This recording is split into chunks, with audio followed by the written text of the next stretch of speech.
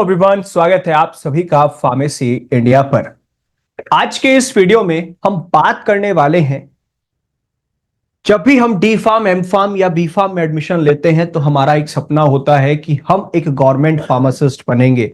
हम उसकी तैयारी के लिए प्रिपरेशन भी करते हैं और साथ ही साथ हमारे मन में सवाल उठते हैं कि आखिरकार हमें अपनी प्रिपरेशन यानी कि तैयारी करनी कैसे चाहिए।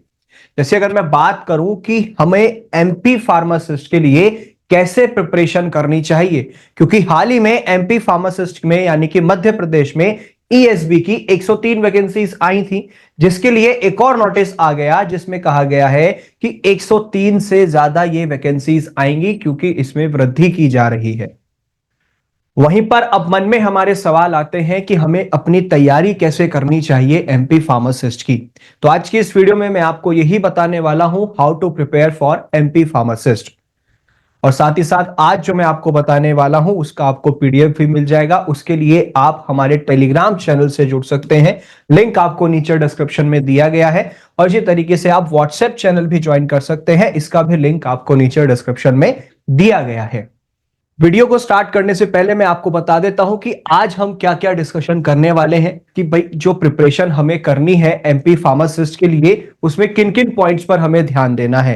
मैं यहां पर डिस्कस करूंगा कि क्वालिफिकेशन क्या है और साथ ही साथ एज लिमिट क्या होती है, क्योंकि एज बैरियर भी आ जाता है।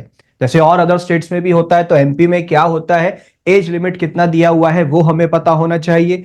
सैलरी क्या होती है, किस बिहाफ पे पे आउट किया जाता है एक एमपी में फार्मासिस्ट को, वहीं पर सिलेक्शन प्रोसेस क्या रहेगा।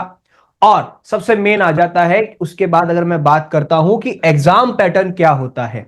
ठीक है, सिलेबस में हम डिस्कस करेंगे कि फार्मा में किन किन सब्जेक्ट्स पर हमें फोकस करना है और नॉन फार्मा में किन किन पर फोकस करना है, और लास्ट प्रिपरेशन स्ट्रैटेजी क्या रहेगी हमारी, कैसे तैयारी हम कर सकते हैं और अच्छे से, वो मैं आपको यहां पर बताने वाला हूं। सबसे पहले आती है बात हमारी की एलिजिबिलिटी की, यानी कि अगर मैं बात करूं क्वालिफिकेशन की, कि क्वालिफिकेशन क्या होती है। अब 10+2 के साथ में आपने अगर डी फार्म कंप्लीट किया हुआ है, या फिर आपने बी फार्म कंप्लीट किया हुआ है, या फिर आपने एम फार्म कंप्लीट किया हुआ है, तो आप एमपी में फार्मासिस्ट के लिए एलिजिबल हैं। एमपी में आप फार्मासिस्ट बन जाएंगे अगर आपने 10+2 के साथ डी फार्म या बी फार्म या एम फार्म किया हुआ है। लेकिन एक चीज पर आपको ध्यान देना है, आप तभी एलिजिबल माने जाएंगे जब आप मध्य प्रदेश फार्मेसी काउंसिल से एक रजिस्टर्ड फार्मासिस्ट होंगे। यदि आप एक रजिस्टर्ड फार्मासिस्ट नहीं है मध्य प्रदेश फार्मेसी काउंसिल से, एमपीपीसी से, तो आप एमपी में फार्मासिस्ट के लिए एलिजिबल नहीं माने जाएंगे, आप क्वालिफाई नहीं करेंगे। तो आपको इन पॉइंट्स पर ध्यान देना है। 10+2 के साथ डी फार्म, बी फार्म या एम फार्म कोई भी चलेगा, लेकिन आप एक रजिस्टर्ड फार्मासिस्ट होने चाहिए मध्य प्रदेश फार्मेसी काउंसिल में। अब बात आती है कि एज लिमिट क्या होती है। यदि मैं बात करूं एमपी फार्मासिस्ट में तो ऑन एन एवरेज 18 साल आपकी मिनिमम एज मांगी जाती है और 40 साल आपकी मैक्सिमम एज मांगी जाती है। मतलब 18 से 40 साल की आयु जिनकी है, चाहे मेल हैं या फीमेल्स हैं, वो इसके अंदर एलिजिबल है, वो अप्लाई कर सकते हैं एमपी फार्मासिस्ट में। जैसे फिलहाल में अब ईएसबी फार्मासिस्ट के लिए फॉर्म्स भरे जाएंगे मध्य प्रदेश में, तो आप उनके लिए एलिजिबल हैं। अब बात करेंगे हम कि सैलरी क्या होती है, किस बिहाफ पे पे आउट किया जाता है एक गवर्नमेंट फार्मासिस्ट को एमपी के अंदर, मध्य प्रदेश के अंदर। तो यहां पर जो आपको सैलरी मिलती है, यहां पर आपका ग्रेड पे जो रहता है वो 2400 रुपए का रहता है। जो बेसिक सैलरी आपकी 25 से 30 हजार के ऑन एन एवरेज बनती है। लेकिन जो यहां पर ये पे ग्रेड आपका 2400 रुपए है, जो आपको बेसिक सैलरी 25 से 30 हजार दिलाएगा, उसमें आपका पे बैंड 1 आ जाता है, जहां पर 5200 रुपए से लेकर के 20,200 रुपए तक का आपका ये पे बैंड 1 के अंतर्गत स्लैब होता है। इस बिहाफ पे आपका सैलरी बनता है।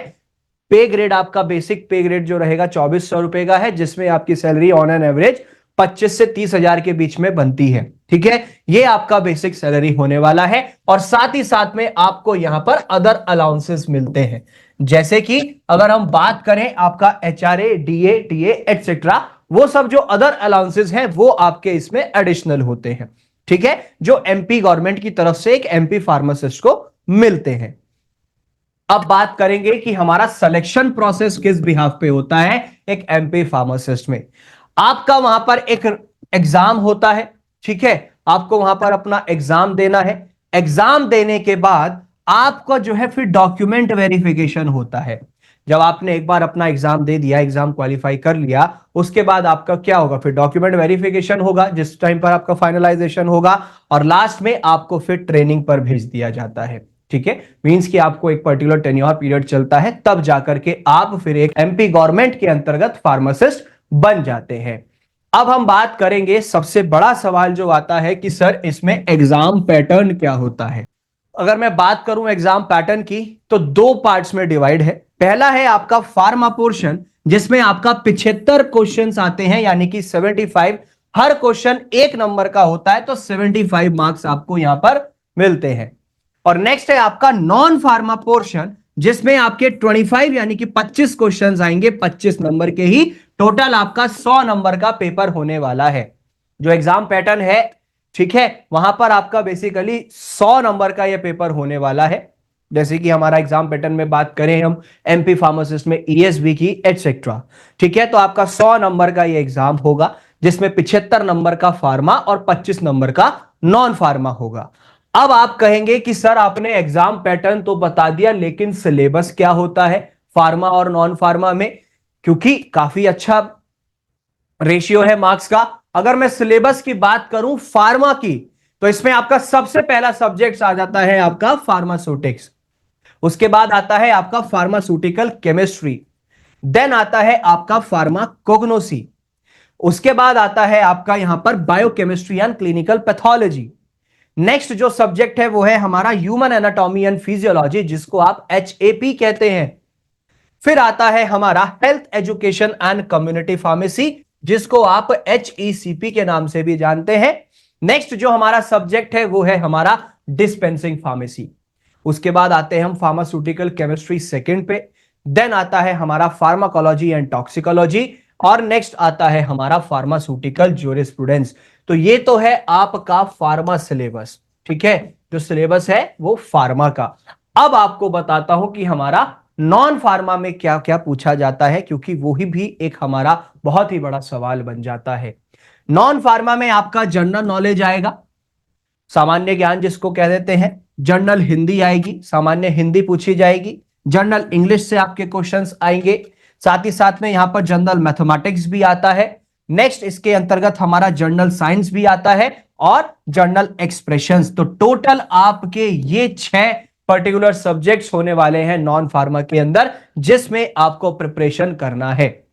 ठीक है, यहीं से आपके क्वेश्चंस आने वाले हैं। जैसे अब आने वाले समय में आप एमपी गवर्नमेंट के तहत आपको ईएसबी फार्मासिस्ट की वैकेंसीज देखने को मिलेंगी, तो आपका ऑन एन एवरेज यही सारा सिलेबस होने वाला है, जो कि उनकी ऑफिशियल वेबसाइट पर भी आया हुआ है, आप इसको गो थ्रू कर सकते हैं। तो ये हमारा जो है बेसिकली पर्टिकुलर सिलेबस है, जो कि एक आपसे एमपी फार्मासिस्ट में ईएसबी के तहत पूछा जाएगा। यहीं से आपको अपनी प्रिपरेशन करनी है, इन्हीं सब्जेक्ट्स में से आपके पर्टिकुलर क्वेश्चंस वहां पर आने वाले हैं। आप अपनी प्रिपरेशन को और बेहतर कर सकते हैं। देखो, सबसे अच्छी बात है सेल्फ स्टडी। आप सेल्फ स्टडी कर रहे हैं, उससे बेस्ट कोई तरीका नहीं है, लेकिन स्टिल हमें रिक्वायरमेंट होती है कि हमारे पास एज सच प्रॉपर क्वेश्चंस हो कि जिनकी हम प्रैक्टिस अच्छे से कर सके, जो कि हम गो थ्रू कर सके। तो उसके लिए मैं आपको रिकमेंड करता हूं ESB MP pharmacist model paper, जिसमें आपके 5000 से भी ज्यादा एमसीक्यूज हैं, और ये टोटली आपकी एमपी फार्मासिस्ट सिलेबस के ऊपर बेस्ड है। फ्लिपकार्ट पर अवेलेबल है कैश ऑन डिलीवरी के साथ, लिंक नीचे डिस्क्रिप्शन में दिया गया है। और साथ ही साथ में आप ऑर्डर कर सकते हैं मिशन फार्मासिस्ट बुक, जिसमें पिछले 30 सालों के क्वेश्चन पेपर्स इंक्लूडेड है। फ्लिपकार्ट पर अवेलेबल है कैश ऑन डिलीवरी के साथ, लिंक नीचे डिस्क्रिप्शन में दिया गया है। और नॉन फार्मा की भी टेंशन लेने की जरूरत नहीं है, उसके लिए मैं आपको रिकमेंड करता हूं नॉन फार्मा किट, जिसमें reasoning, aptitude, general knowledge, general science से जुड़े 5000 से भी ज्यादा सवाल है, और फ्लिपकार्ट पर कैश ऑन डिलीवरी के साथ अवेलेबल है, लिंक नीचे डिस्क्रिप्शन में दिया गया है। और साथ ही साथ आप के पास कोई पर्टिकुलर एज सच नोट्स नहीं है कि जहां से आप अपनी तैयारी अच्छे से कर सकते हैं, तो उसके लिए मैं आपको रिकमेंड करता हूं फार्मासिस्ट स्टडी मटेरियल, 7 बुक का ये सेट है, इसको भी फ्लिपकार्ट के माध्यम से ऑर्डर कर सकते हैं। कैश ऑन डिलीवरी अवेलेबल है, लिंक नीचे दिया गया है। और अपने डाउट्स को और क्लियर कर सकते हैं, उसके लिए आप जुड़ सकते हैं एमपी फार्मासिस्ट ऑनलाइन क्लासेस में, जो कि 15 दिसंबर से शुरू होने जा रही हैं। आपकी कोई भी क्वेरी है तो इन नंबर्स पे कांटेक्ट करके आप जो है अपनी क्वेरीज को सॉर्ट आउट कर सकते हैं।